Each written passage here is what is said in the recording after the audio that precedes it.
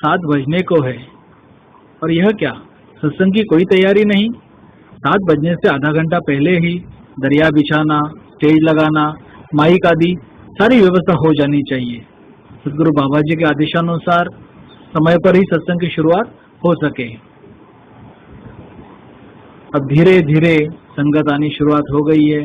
महापुरुष बहनें अपना स्थान ले रही है, लेकिन स्टेज पर अभी तक किसी को बिठाया नहीं। सत्संग के आरंभ होते ही स्टेज पर किसी को दुपट्टा पहनाकर बिठा दिया जाए।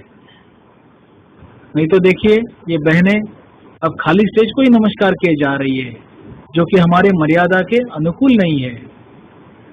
और यहाँ स्टेज को तो नमस्कार हो रही है, लेकिन साथ में सदगुरु बाबा जी के फोटो को भी नमस्कार हो रही है। स्टेज पर महात्मा विराजमान होने जा रहे हैं। सदगुरु बाबा जी के जयघोष के साथ महात्मा को स्टेज पर बिठाना चाहिए। सदगुरु बाबा हरदेव सिंह जी महाराज की जय। स्टेज पर नमस्कार करते समय हम अन्यत्र नमस्कार ना करें, सीधे ही स्टेज पर आकर महात्मा के चरणों में नमस्कार करें। वरना यहाँ देख रहे हम कि बहनें सेवादल की बहनों को, संगत में आगे बैठी बहनों को भी नमस्कार कर रहे हैं। स्टेज पर बैठे हुए महात्मा हमारे लिए सदगुरु स्वरूप होते हैं, इसके लिए हम केवल उन्हें ही नमस्कार करें, अन्यत्र नमस्कार करने से संकोच करें। और देखिए, महात्मा तो बैठे और फोटो को भी नमस्कार हो रही है। नमस्कार करते वक्त हम आपस में बातें ना करें। नमस्कार यह हमारा श्रद्धा और विश्वास का विषय है। अरे, ये नौजवान मोबाइल पे बातें करते करते नमस्कार कर रहा है और फिर से मोबाइल की बातों में लगा हुआ है। और स्टेज पर बैठे महात्मा, जो भी महापुरुष नमस्कार कर रहे हैं, उनके सिर पर या पीठ पर हाथ रखकर थपथपा रहे हैं। ऐसा करने से संकोच करें। सर पर या पीठ पर हाथ रख के आशीर्वाद देना केवल सदगुरु बाबा जी को ही शोभा देता है। स्टेज के महात्मा ने केवल हाथ जोड़कर ही संगतों का अभिवादन स्वीकार करना है। और ये भाई साहब देखिए, स्टेज के नजदीक आए, अपना पर्स निकाला और बड़ी बड़ी नोटें निकाल रहे हैं।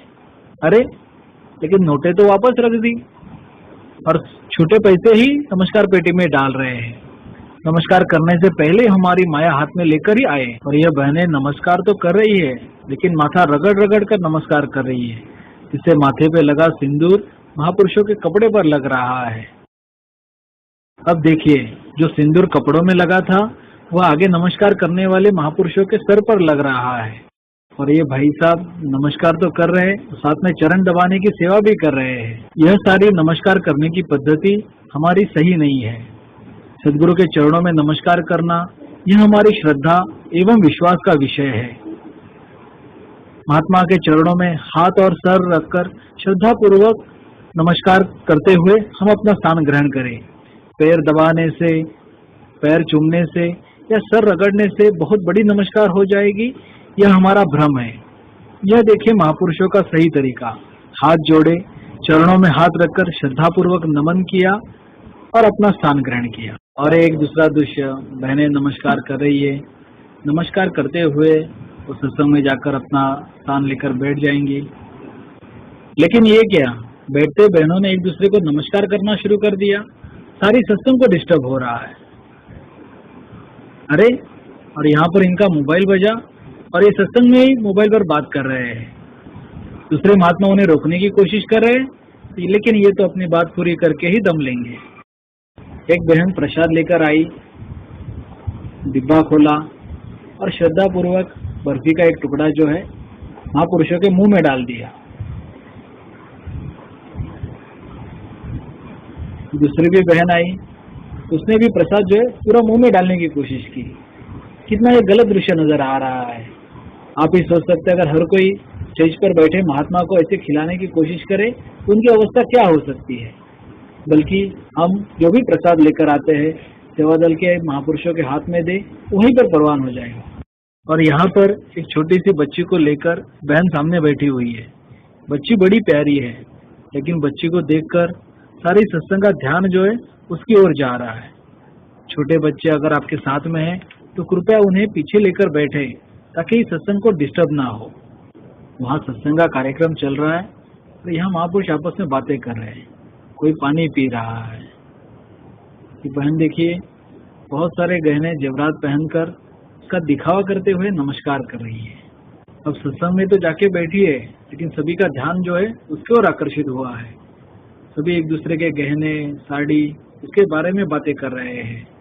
हमें चाहिए कि सत्संग में हम जब भी आते तो हमारा ड्रेस कोड सादा हो, सादगी से सत्संग में आए, ज़्यादा जेवरात आभूषण पर माया आदि लेकर ना आए। और यहाँ पर ये बहनें सत्संग का आनंद ले रही है, तो वहीं पर कुछ बहनें आपस में बोलचाल में उलझी हुई है, कहीं हंसी मजाक चल रहा है, अपना समय व्यर्थ गवा रहे हैं। यहाँ पर ये रौनक भरा गीत चल रहा है और सभी महापुरुष खड़े होकर नाच रहे हैं। सदगुरु बाबा जी ने संगत में सबको साथ में गाने के लिए कहा है, ताकि सबका ध्यान जो है सत्संग के साथ जुड़ा रहे, ना कि नाचने के लिए। और हमने सुना भी था कि नाच मेरे मन नाच, अपने गुरु के आगे नाच, मन से नाचने के लिए कहा गया था। आज सत्संग में जिनकी ड्यूटी है वो महात्मा बीसीआर है, और देखिए महापुरुष बीच में उनको नमस्कार करने की कोशिश कर रहे हैं। ऐसे महात्मा गिर भी सकते हैं। जो पहले महात्मा बैठे थे वो स्टेज से नीचे उतर रहे हैं, और आज जिनकी ड्यूटी है वो महात्मा स्टेज पर विराजमान होने जा रहे हैं। जब ड्यूटी वाले महात्मा स्टेज पर विराजमान होने के लिए आ रहे हो, तो पहले से जो महात्मा बैठे उन्हें पहले से उतर जाना चाहिए, ताकि समय की बचत हो सके। लेकिन ये क्या, गीत चालू होते हुए भी महात्मा को बीच में ही लाया गया। ऐसा ना करें। गीत या विचार संपन्न होने के बाद ही महात्माओं को स्टेज पर बिठाया जाए।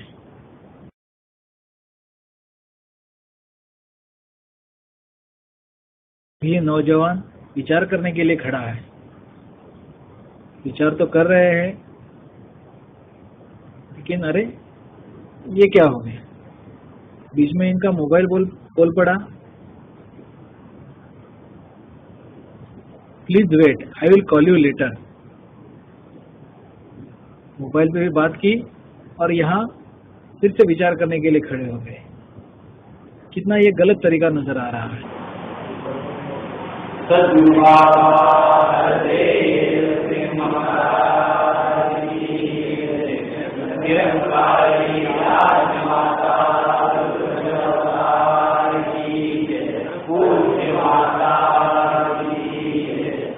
उसके साथ साथ होते कुछ एक्सरसाइजेस भी बता दी, उसको कहने लगे कि तुम करना कभी तुम। यहाँ पर इतनी सुंदर विचारें हो रही है और हम ये क्या दृश्य देख रहे हैं। मंच संचालक और उनके आसपास के साथी सभी बातचीत करने में उलझे हुए हैं। ये दृश्य बिल्कुल शोभा नहीं दे रहा है। और मंच के ऊपर गीतकार, बजाने वाले जितने आवश्यक है उतने ही महात्मा रहे, बाकी अन्य महात्मा सत्संग में जाकर सत्संग का आनंद ले। चलती हुई संगतों में और भी एक बात देखने में आती है। कईयों को हम देखते हैं कि दौरे पड़ जाते हैं, जैसे इस बहन के बारे में हो रहा है। किसी को हम कहते हवा आ गई है या कुछ देवी प्रकोप हो गया है। इससे कई बार खलबली मच जाती है, सत्संग में डिस्टर्ब हो जाता है। सेवा दल की बहनें उसे कंट्रोल करने की कोशिश कर रही है और उसे लेकर वो सीधा ही स्टेज के पास चली आ रही है।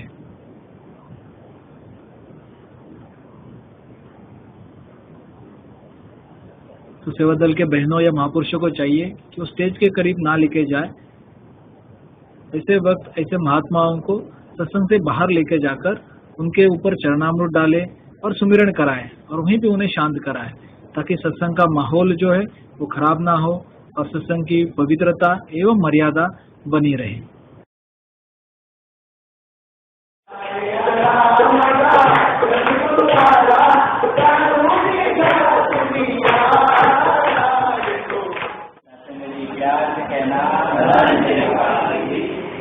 जी जैसे महात्मा जी ने गीत गाया था कि आला रे आला माला सदगुरु वाला।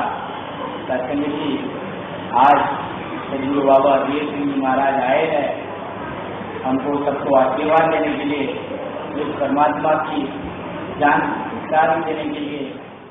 जो संचालक को चाहिए कि हर गीत या विचार के बाद में कोई टिप्पणी ना करे। महापुरुष जो गीत या विचार रखते उसके भाव सत्संग अच्छी तरह समझ लेती है। सेक्रेटरी ने ज्यादा समय लेने से दूसरे महापुरुषों को समय कम मिलता है, इसके लिए हम बीच में बात करने में संकोच करें। इस बहन का गीत के लिए नाम आया है, वो डायरी लेके खड़ी हो गई, लेकिन वो साथ में अपने साथी बहनों को भी बुला रही है।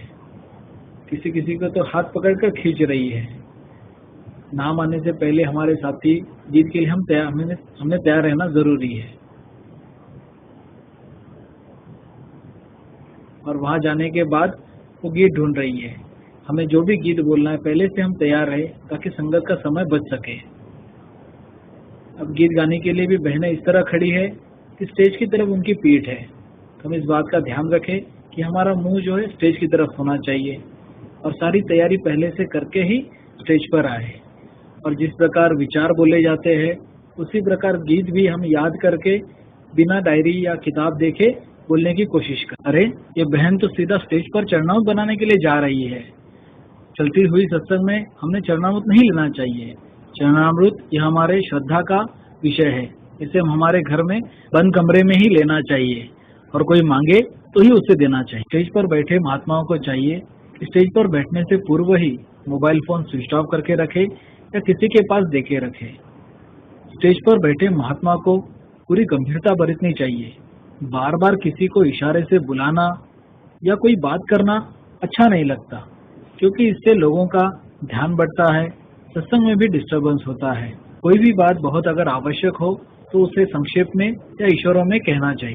मंगलाचरण के समय हमें सारी गतिविधियों को रोककर शांतिपूर्वक सत्संग में जहाँ स्थान मिले बैठ जाना चाहिए और हमारे मन को एकाग्र करते हुए सद्गुरु बाबा जी के विचारों को श्रवण करना